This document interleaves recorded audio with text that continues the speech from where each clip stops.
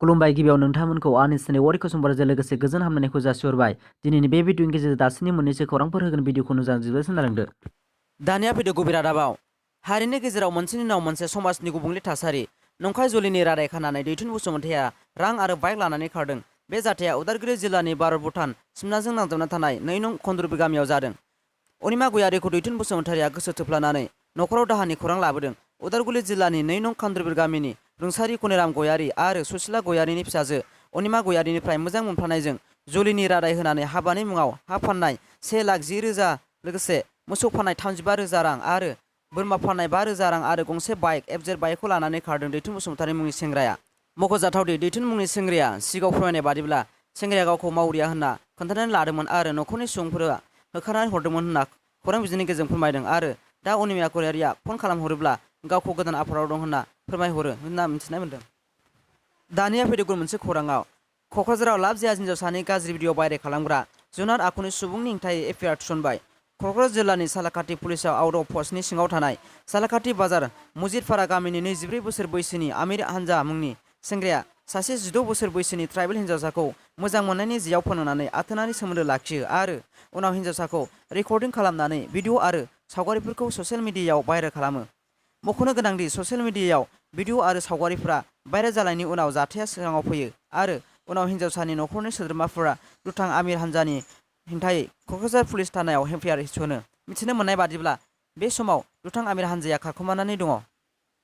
दानिया फैदो गुबुन मोनसे खौराङाव। रायजोनो 22,928 सुबुंफोरनो मैया आसाम सोरखारा साख्रि थिसननाय लाइजाम एबा एपइन्टमेन्ट लेटारखौ होबाय। खानापारायाव जानाय मोनसे हाबाफारिनि उनावनो मोननाय सुबुंफोरनो होयो। बे हाबाफारियाव आसामनि गिबि मन्थ्रि बिथाङा बाहागो लानानै फैगौ जुलाइनि 15 खालारनि गेजेराव आरो 7,000-8,000 सुबुंफोरनो साख्रि होनो होनना फोसावनानै होदों। बेनि अनगायैबो जुलाइनि जोबथा सप्तायाव 26,000 मासिनि साख्रिनि लिरनाय आनजादा जागोन होनना फोसावनानै होदों। मैया मोननाय पुलिसनि साख्रिनि बिजाथिफोरखौ गोरिब सुबुंफोरनि सायाव लावथि बाहायनो नाङा होनना खावलायहरनायजों लोगोसे रां जाख्ल'नाय घुस लानायखौ मालाबाबो खालामनो नाङा आरो दाय आरो दायनिगिरिखौ नुयोब्लानो गोरा जानो खावलायदों। गुबुन फारसे साख्रि मोननाय सुबुंफोरा गोजोननाय मोननायखौ फोरमायदों। बर'नि नायल' जायल' सासेल' रेसलिं गेलेगिरिया हाजिरा मावनानै जिउ खुंनानै दङ। चिरां जिल्लानि महकुमानि सिङाव थानाय बालाबारि गामिनि थानेश्वर गयारिनि फिसाज्ला राजु गयारिनि दुखुनांथाव जिउ जारिमिन। बयजोंबो मिथिजानाय बारग' इन्टारनेशनेल WWE गेलेगिरि ग्रेट कालीनि फोरोंथाय थिलियाव फोरोंथाय लानानै इन्टारनेशनेल रेसलिं गेलेगिरिफोरखौ रिंआव फेजेननानै हानाय बर'नि फिसा राजु गयारिया दुखुनांथाव। बिथाङा आथिखालाव रांखान्थिनि आंखालाव गुवाहाटीआव सासे सुबुंनि नखराव हाजिरा मावनानै जिउ खुंनो गोनां जादों। बुंनो गोनांदि थांनाय 2019 मायथाइनि फेस्टिभेलाव ग्रेट कालीयाव फैनानै राजु गयारि आरो बिफा थानेश्वर गयारिखौ बाख्नायलांदोंमोन। नाथाय दुखुनांथाव दिनै राजु गयारिया रांखान्थि आंखालाव WWE गेलेनायनिफ्राय आनज्रायबोना हाजिरा मावनानै जिउ खुंनो गोनां जादों। राजु गयारिया आसाम आरो बिटिआर सरकारनिफ्राय मदद हास्थायदों। आसा खालामो बिथांखौ थाबैनो आसाम सरकार आरो बिटिआर सरकारा मदद खालामगोन होनना। दानिया फैदो जोबथा खौराङाव। बाक्सा जिल्लानि मुसलपुर पुलिसआ रां जाख्ल'नायनि दायाव धुबुरी तामारहाटनि जौगाखां खोन्दोनि अफिसार भुपेन दासखौ हमदों।